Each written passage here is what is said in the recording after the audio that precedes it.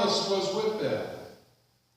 Although the doors were shut, Jesus came and stood among them and said, "Peace be with you." Then he said to Thomas, "Put your finger here and see my hands. Reach out your hand and put it in my side.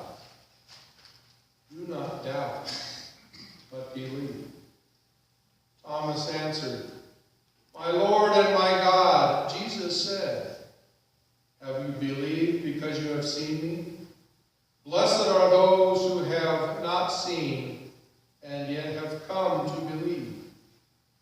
Now, Jesus did many other things in the presence of his disciples, which are not written in this book. But these are written so that you may come to believe that Jesus is the Messiah, the Son of God, and that through believing you may have life in his name. May God bless the reading and hearing of this holy gospel.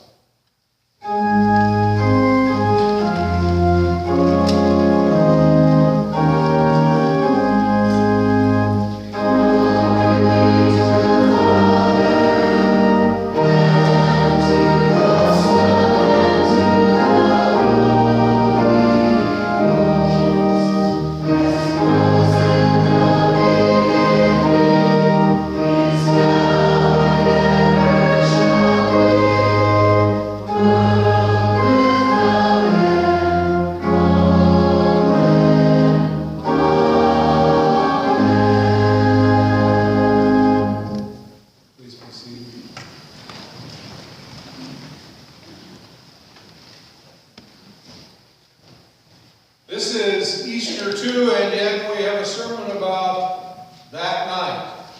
Easter 1, that night. The night after the day when the disciples had gone to the tomb and found it empty. The night after the time when, according to Luke, 2 disciples were on the way to Emmaus, and a man appeared and walked with them and was made known to them in the breaking of the bread. And then he disappeared. They were in a locked room because they were afraid. Afraid because they were believers in a man called Jesus, son of Joseph, from Nazareth. Carpenter's kid. We live in a world where we don't have to lock the doors, although it seems more and more often locking the doors is becoming a priority that churches need to think about. Places of worship, places of peace. Jesus came and said, "Peace be with you. My peace I give you."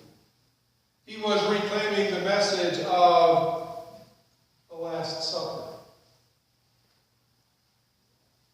Giving peace. Shalom, that surpasses all understanding. That is not just an absence of violence one toward another, but the peace where lions and lambs lay down. Where God's holy mountain is where the people of God gather. And Revelation in another place says the gates are never closed. I served a church once that was the bus stop for the school. And we left the doors open so the kids could be protected when there were like 19 inches of snow on May 1st. So that the stories wouldn't have to be how they had to stand out in the blizzard in July for summer school before they got on the bus. That's one of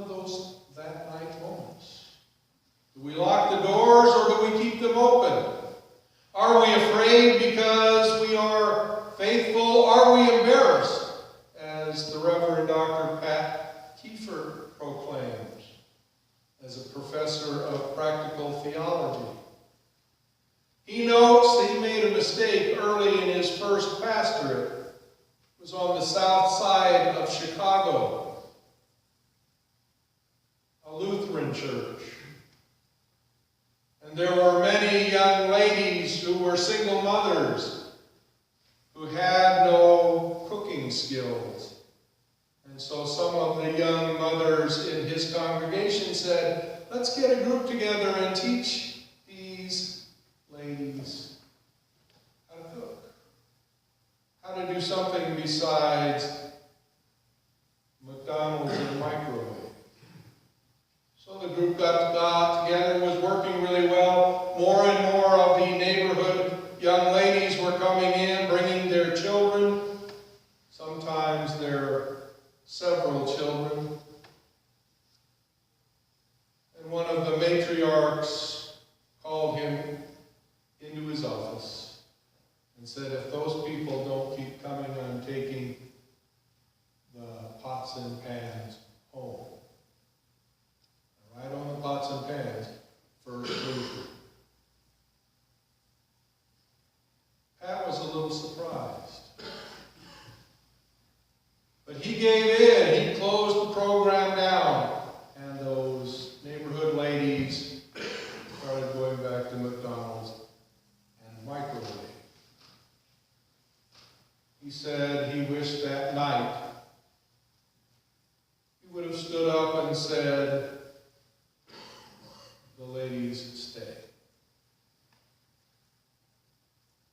Pat Kiefer is an evangelical Lutheran, not an Evangelical Lutheran Church of America, but an evangelical Lutheran. He goes out, shakes hands, and invites people to come to church.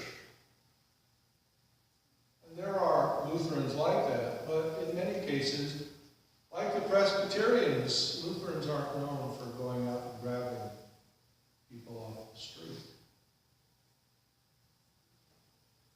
That night, he learned a lesson, he said. That night, the disciples, 11 or so, perhaps 10, were meeting together. You know, they have the secret directions, the marks on the walls of the buildings around that pointed the way to get to the room where they would all meet. And they would meet at a specific time, and Thomas did not get the email. He either showed up late, or he showed up on Monday, or perhaps he was out of town. If I don't see it, I ain't going to believe it. If I don't see it, it didn't happen. If I don't touch him, you all are nuts. Kind of like the story in Luke when the women went back to where the disciples were and said, we have seen him, he's alive. And Luke's quote in English is, the men thought that was idle talk. The Greek's a little bit more earthy. On that night, those who were there saw it, believed it, told Thomas, and Thomas, who'd been with Jesus, should have recognized the truth in the message, and yet wouldn't believe. And he came the next day. Boy, he got that email for sure. He showed up, and then Jesus challenged him. Is this what it takes, Thomas? How much more blessed are those who will never see this and yet will believe. And 2,000 years later, the church wants people to show up, to hear the word of the Lord, to feel the holiness in the sacraments. I got a message from a young lady I've known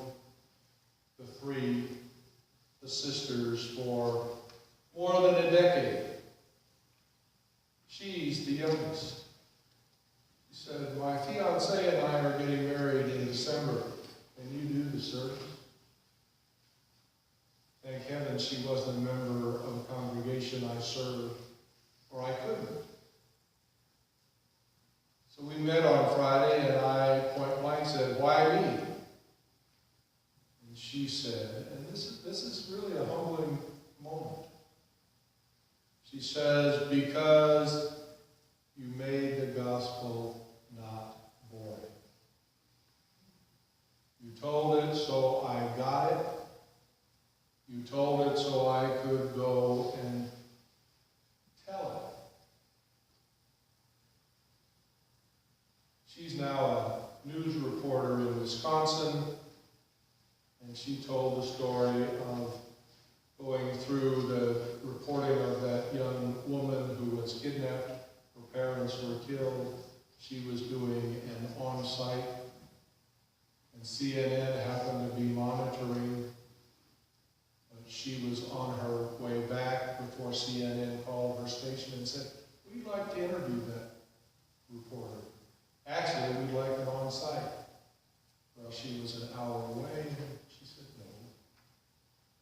But they wanted to interview her, and they interviewed her, and I'm sure her answers were wonderfully precise. She is a very good reporter.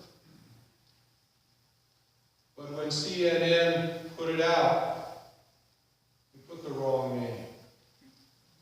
There are two Shannons in that TV station. Satterley, who was the one who was answering the questions, and Hoyt, who got the credit. And Shannon said it didn't matter. The message got out. The word was made clear that a young lady had been saved. The message from Shannon, the message from Jesus, the message from Pat Kiefer. Doesn't matter who delivers it. It matters that you have faith enough to believe it and deliver it. And to do it in ways that aren't boring. To be able to recognize that as Jesus did, the message is not about the deliverer. It points way past the cross to the God that Jesus called Abba, Father, or more literally, Daddy.